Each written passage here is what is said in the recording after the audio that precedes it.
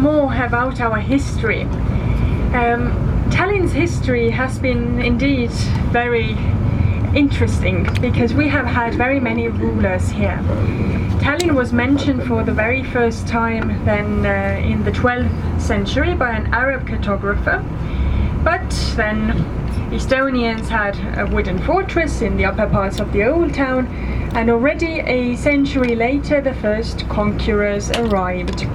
In the beginning of the 13th century, the Danes came to Tallinn, and the Danish king decided to burn that wooden fortress and build their own stone fortress there to the very same spot. Now, Estonians weren't going to give up without a battle, but unfortunately the Danes were stronger than we were, and that's when Tallinn became a Danish town. So that was in the 13th century. But another century later, the Danes had some financial problems. The Danish king had some financial issues, and so he decided to sell his property here in northern Estonia to the Germans.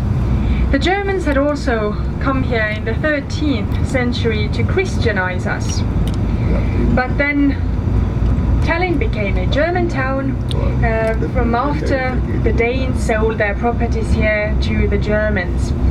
Tallinn was quite a flourishing merchant town back then because we had very many foreign merchants coming here to trade their goods. So here to your right you will see the first Hilton Hotel of Tallinn. That was built last summer, so it's a young one or a new one, the very first Hilton of Estonia. So back to those German times.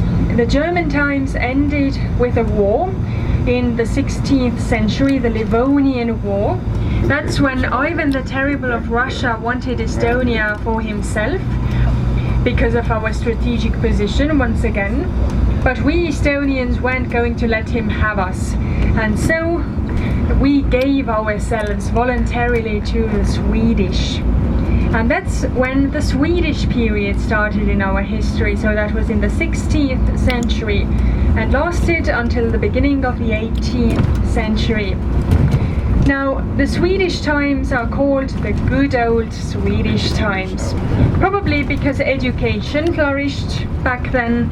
The very first university was opened, not here in Tallinn, but in the southern parts of Estonia.